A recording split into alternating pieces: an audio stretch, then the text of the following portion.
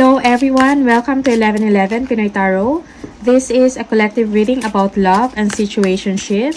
Let's see what are the messages for you.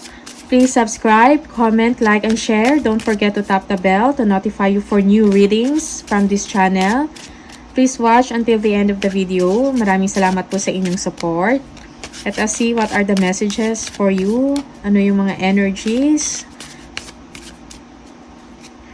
from the person in your mind. Anong mga messages? Oops. Okay. High value.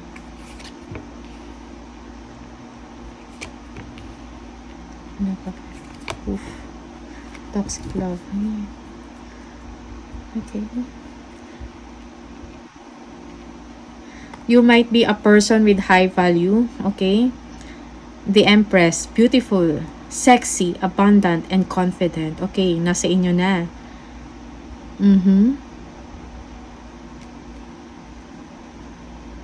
Some of you are single.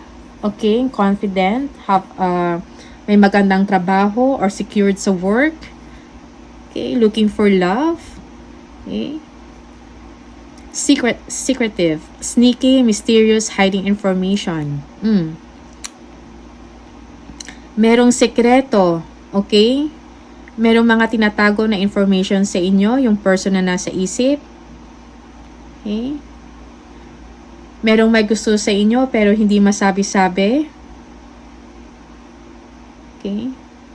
Merong love affair or third party, okay? Sekreto na hindi ninyo alam. Okay? Pero nararamdaman ninyo. Ayaw lang aminin, toxic love. Drama, addictions, love-hate relationship.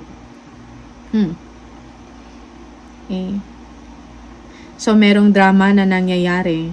Okay? Toxicity in the relationship. Away bate. And then, make up. And then again, after a few days, hindi na naman magkakaintindihan. Kasi merong love affair or secret love affair. Okay? Sa iba, may third party. Okay. Let's see anong yung mga messages sa inyo.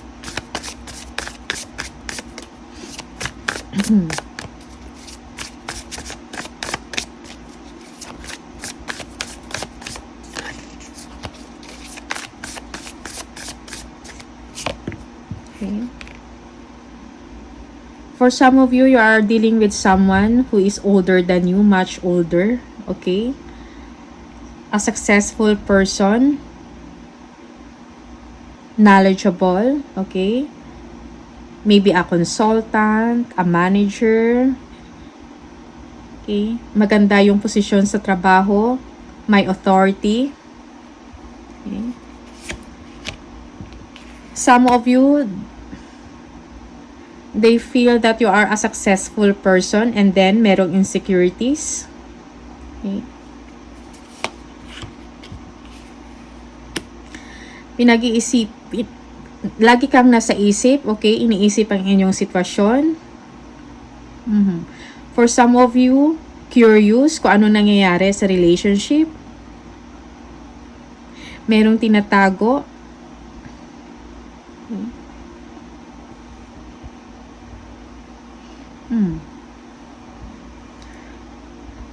This person wants to have a stable relationship with you. But it seems hindi niya alam kung ano ang gagawin. Okay. Mahal ka ng taong ito.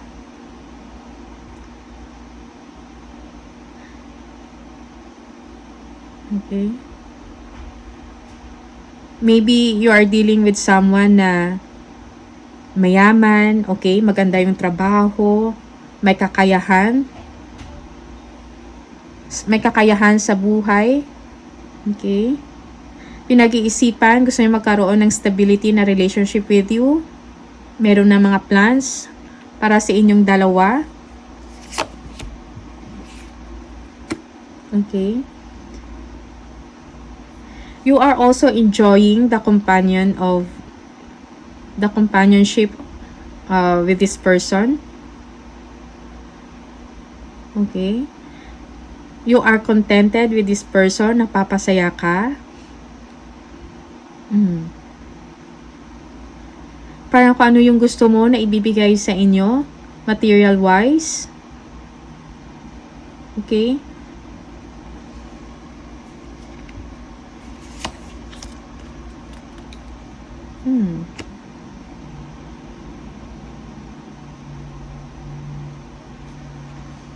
Expression of love.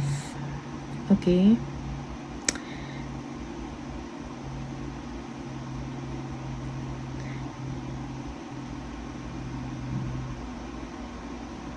Ang problema is hindi siya ganun ka-expressive sa nararamdaman niya.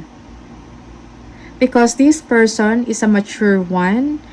Parang iniisip niya siguro business, trabaho, kaperahan.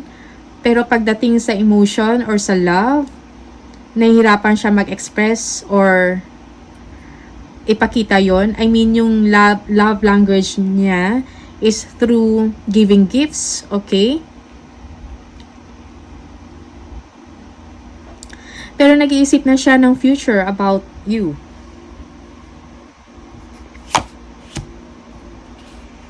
Okay.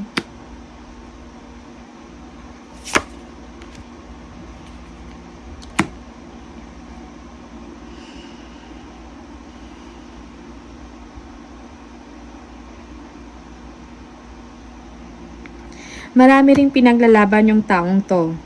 Okay? Marami din siyang obligasyon. Not just you. Okay?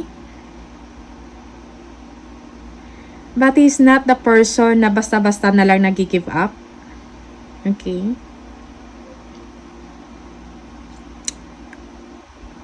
Mahal ka ng taong ito. Okay? Parang habang tumatagal, lalo siyang na-in love sa inyo. Gusto niya maging malapit, pero parang nahihirapan siya mag-express ng feelings niya. Okay, pero meron siyang plano sa inyo, guys. Okay? Masaya ka sa taong to. You are much younger than him or her. Okay?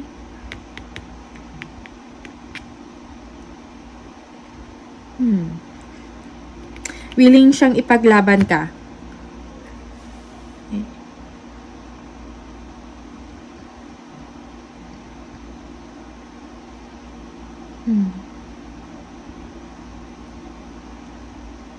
Gusto niya maging malapit, na malapit talaga siya sa'yo, no? Gusto niya, iba yung love language niya eh. Hindi niya sinasabi.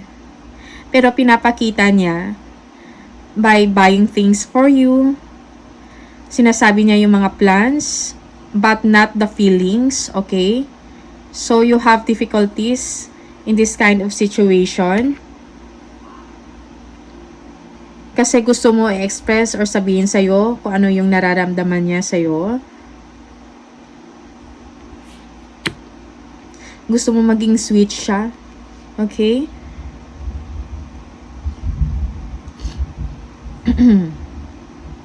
Or this is the other way around.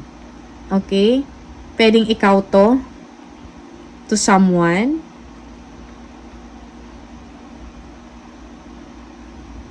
Napapasaya ka niya, oh. Merong pagmamahal sa inyo. Hindi lang to fling. Or hindi lang to materialistic ang relationship or yung sitwasyon ninyo. Okay? Maybe this person has another family kasi marami din siyang obligasyon, not just you. Okay? He's thinking about the time spending with you. How to make time for you. Okay?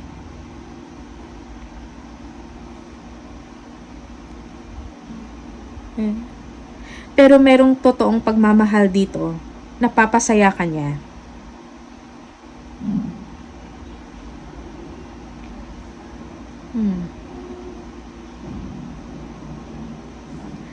Things is a little bit complicated kasi hindi niya nga masabi kung ano ka sa kanya, pero mahal ka niya. Okay?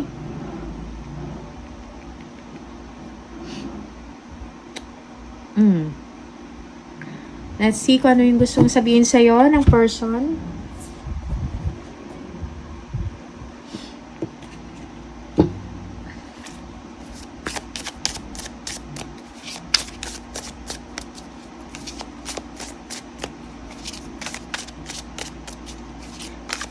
It's a bit complicated, okay? Maybe this person is struggling about about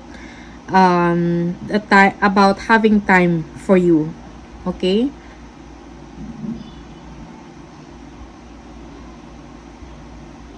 Pero may mga plans siya eh. Let's see kung anong gustong sabihin ng taong to sa'yo.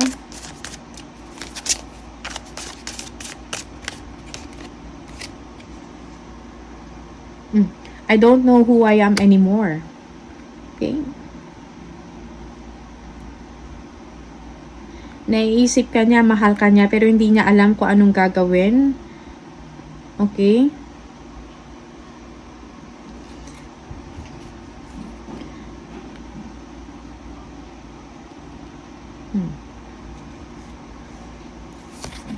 Will this ever change? Magbabago pa ba yung sitwasyon ninyo? Kasi parang hindi niya na alam kung sino siya because of you. Okay? I cannot let go of you.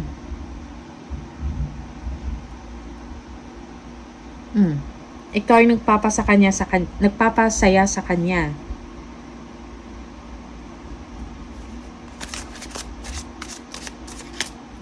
Let's see.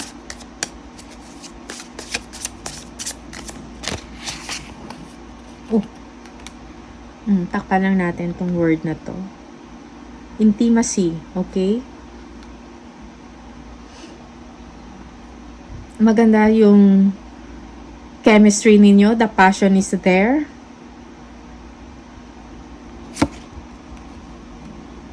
The way I have treated you was wrong.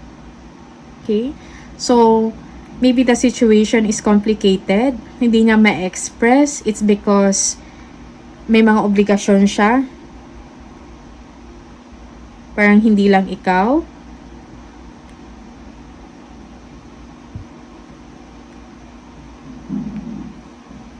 Okay? I am blocked. Emotionally, hindi niya or verbally, parang nabablock siya. Okay? Hindi niya masabi yung totoong nangyayari. Okay? Sa kanya, hindi niya ma-express, hindi niya maibigay sa'yo fully, or hindi siya maka-commit sa'yo fully. Okay? Because of other responsibilities and obligations aside from you. Okay? So guys, ito yung collective reading. I hope you like it. Thank you so much. See you on the next video. Bye!